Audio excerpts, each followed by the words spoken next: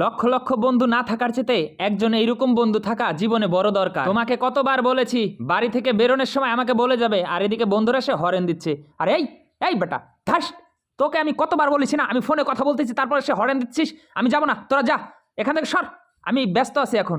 তখন আরে যে কিনা একটা মেয়ের জন্য বন্ধুর গায়ে হাত তুলতে পারে তার জন্য অপেক্ষা। এই চল আমরা একাই যাব চা খেতে, ওকে আর নিব না। এই চল চল চল চল। সবাই এভাবে চলে গেল। ঠিক এভাবেই সে ঘন্টার পর ঘন্টা কথা বলতে লাগলো।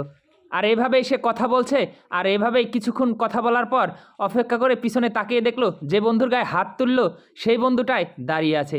সব বন্ধু ছেড়ে চলে গেল, এই বন্ধু ছেড়ে যায়নি। তখন বলল, বন্ধু আমি তোর গায়ে হাত তুলেছি, ব্যথা পাস নাই তো? না।